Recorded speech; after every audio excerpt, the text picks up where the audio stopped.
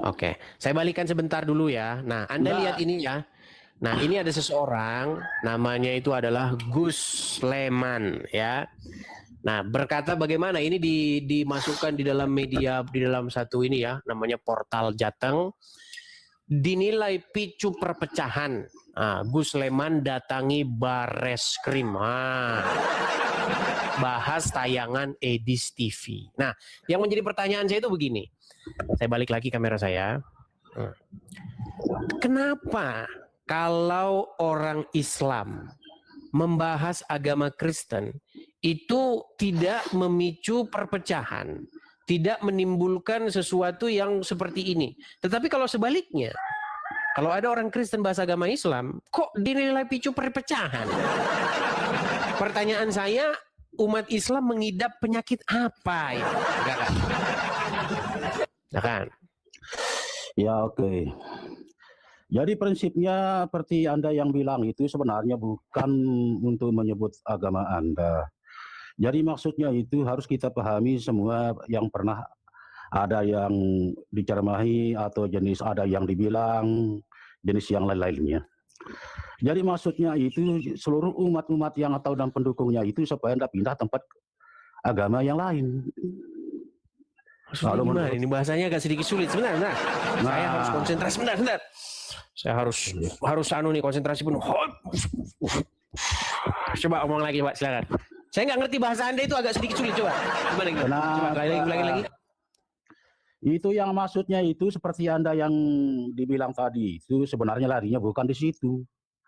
Tapi maksudnya itu supaya tidak sampai larinya pergi beragaman orang Kristen. Nah, itu maksudnya yang Anda bilang tadi itu. Bukan untuk menyebut agama Anda. Seperti itu. Saya Oke. cuma memahami. Baiklah, oke, baik. Oke.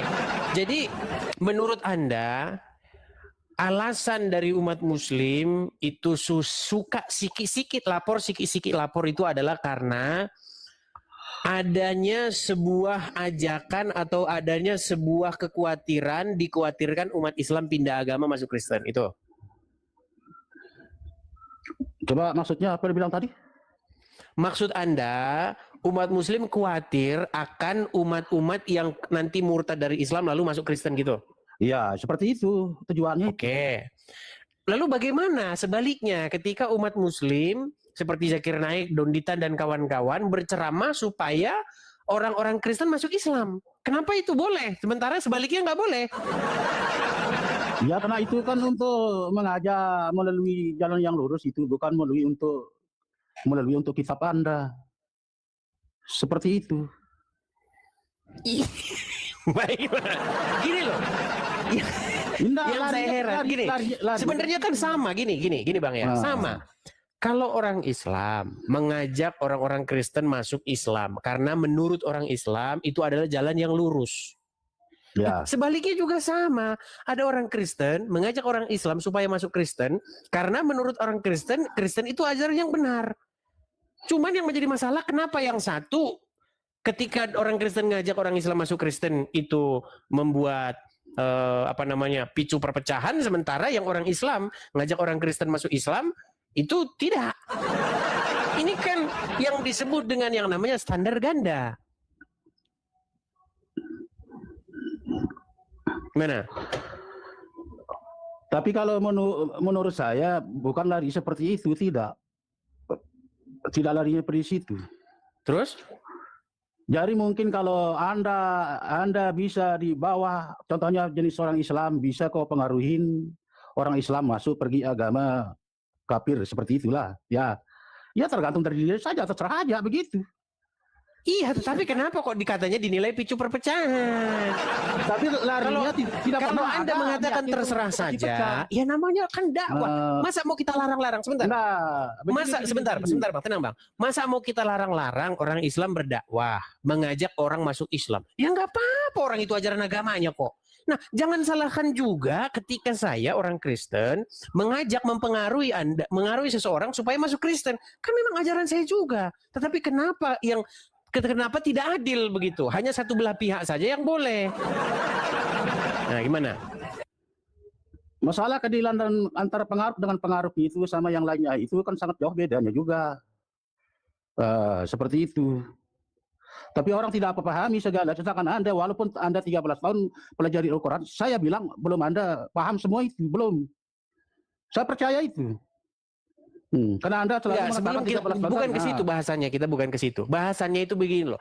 Iya, karena larinya di situ, karena Anda bisa merotak dari Islam. Itu saya mengatakan seperti itu. Nah. Berapa? Merotak. Halo. Kenapa sepi suaranya? Ini dia ini. Kayaknya kita harus menggunakan ilmu kanuragan untuk memahami kata-katanya. Tidak seperti ini. Itu orang mungkin tidak pernah tahu itu nama akidah itu susah juga. Anda tahu itu artinya akidah itu? Tidak ada niatnya orang Muslim untuk kasih belah umat, tidak ada. Cuma yang kasih belah itu bagi orang yang Kristen. Oke, saya sarankan kepada Anda Samsul Hakim, coba Anda hadapi bom-bom dulu. Anda cocoknya sama dia ini ya.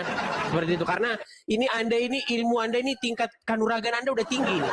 Sehingga saya kekurangan energi untuk menangkap apa maksud pesan Anda, karena bahasa Anda ini sangat-sangat tingkat tinggi. Gimana? Apa bahasa Arabnya itu, coba saya mau tahu. Yang pernah aku bilang tadi itu.